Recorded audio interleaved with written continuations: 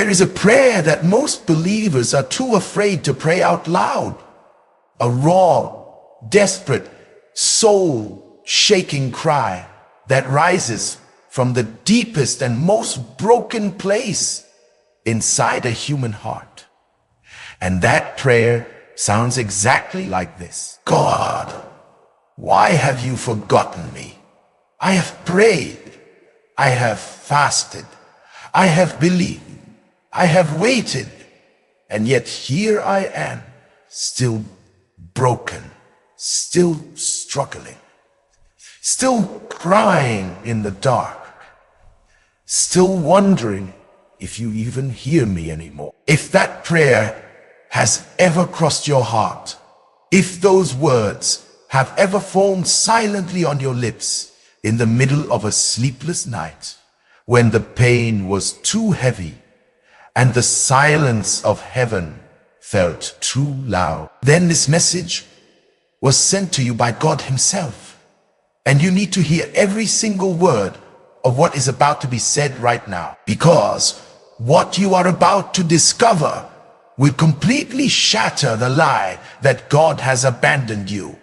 And it will replace that lie with a truth so powerful, so ancient, and so unshakable that the enemy will never be able to use that weapon against your mind again.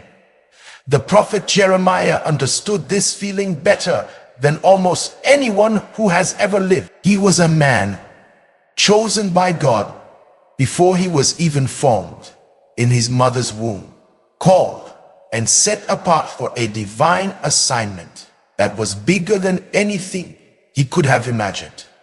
And yet, his life was filled with rejection, loneliness, persecution, imprisonment, and pain so unbearable that he sat down and cursed the day he was born. He looked at his circumstances, and they did not match his calling. He looked at his suffering, and it did not match his faithfulness. He looked at the silence of God, and it felt like abandonment. But here's the truth that changed everything for Jeremiah and will change everything for you tonight.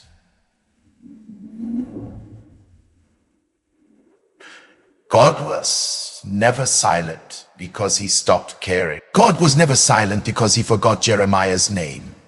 God was never silent because the enemy had won. God was silent because he was working. God was silent because he was building something in Jeremiah that could only be built through the fire of waiting, the pressure of suffering, and the refining heat of unanswered prayer. And as Joshua Selman has taught so powerfully, the silence of God is never the absence of God. It is the preparation of God. Every moment, heaven seemed quiet over Jeremiah's life.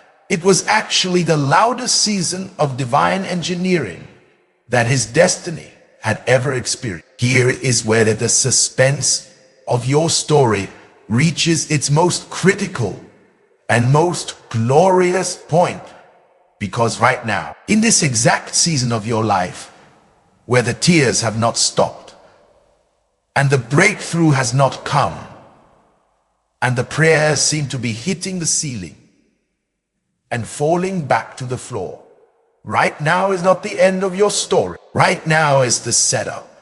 Right now is the divine pause before the supernatural explosion that God has been engineering in secret on your behalf. The enemy wants you to look at your unanswered prayers and conclude that you are forgotten, that you are unworthy, that heaven has moved on without. But the word of God declares in Jeremiah 29:11 with absolute certainty that God knows the plans he has for you.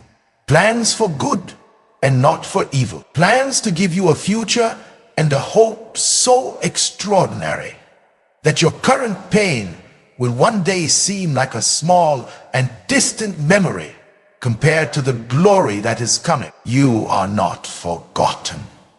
You are not abandoned. You are not a mistake. You are a chosen vessel in the middle of a divine process. And the God of Jeremiah, the same God who pulled his prophet out of the pit, out of the prison, and out of the deepest despair, that same God is standing over your life right now with a love so fierce and a plan so perfect that if you could see what he sees, you would stop crying and start dancing before the miracle even arrives. So tonight, before you close your eyes, before you let the heaviness of your situation pull you back into despair, you are going to do what Jeremiah did.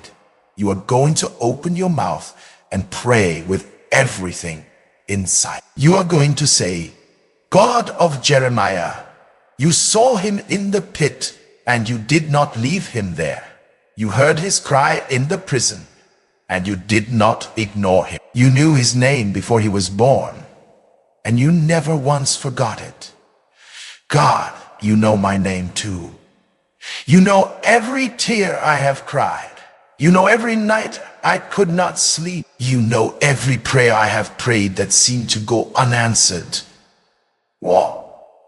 And tonight, I am choosing to believe, not because my circumstances have changed, but because your word cannot lie. That you are working on my behalf right now.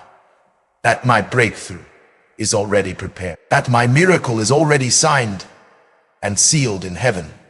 And it is on its way to my life with a speed and a precision that nothing in this earth or hell can stop or delay. God of Jeremiah, answer. And I believe by faith that you already have. If you are benefiting from our topics, please subscribe, like, and turn on the bell notification so you see our new videos early.